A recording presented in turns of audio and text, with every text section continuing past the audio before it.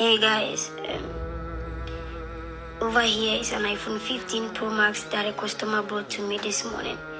She said she was charging this phone. She normally charges it overnight. But this time around, she smelled something burning.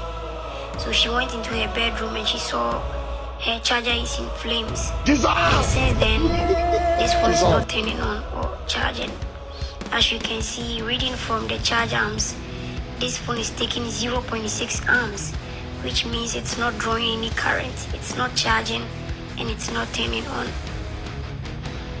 Normally, a phone draws 2.6 or 1.6 amps for a normal charge, and that will help the phone boot up. But because it's not drawing any amps, it's not turning on and it's not charging.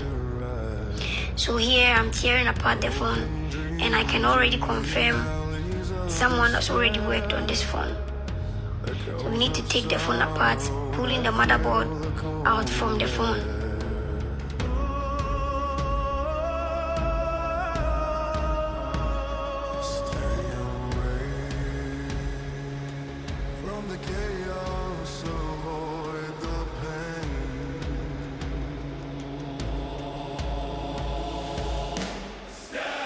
Taking visual inspection, I can see someone already tampered with this phone. Somebody already tried to fix this fault. So I know I'm not the first person to touch it. There is a shield covering this area and it's gone, meaning someone tried to repair this phone.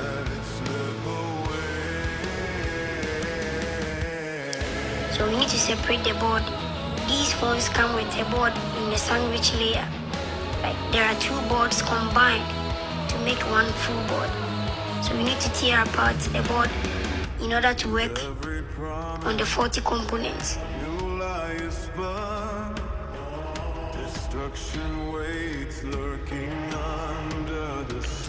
Using microscopic view, I can see there is a lot of flags on the board. Someone already tried to fix this phone. I see there is a lot of solder flags on the chips, which means it has been worked on maybe more than twice, and the charging IC ROM has been replaced. The best solution to fix faults like this is to do a direct CPU transplant, because if this phone was easy fixable, it would have been fixed, it wouldn't come to me. So I do not attempt to repair these phones. I just transfer the CPU, the NAND and the EEPROM to a known working board, and then I can have the phone working. So here, this is me trying to pull the CPU out of the board.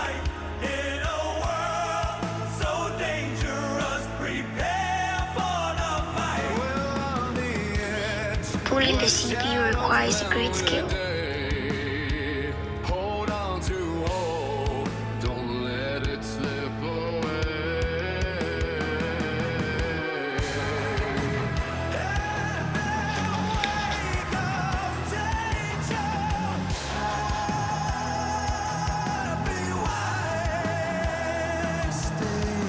And that is the CPU. This is the main brain of the phone. Now we need to remove the hard drive. That is the NAND IC, which contains every single document and every single data on the phone.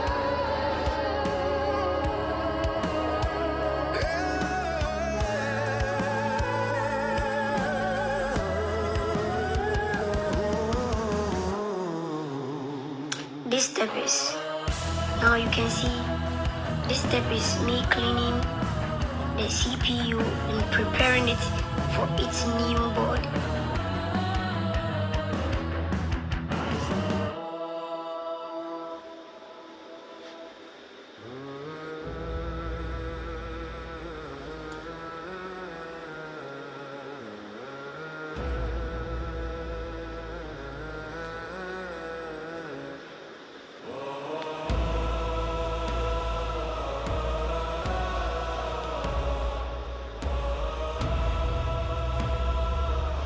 Now we reball those CPU and the NAND IC and they are ready to go.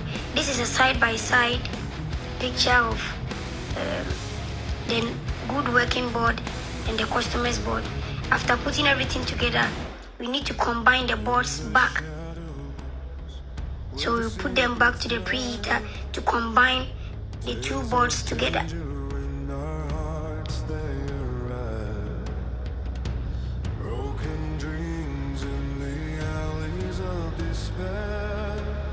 Now this is the working phone. Everything fixed successfully. Customer data saved. Phone back and working perfectly.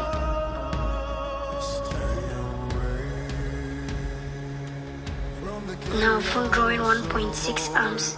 Perfect charging. This is a fix. Job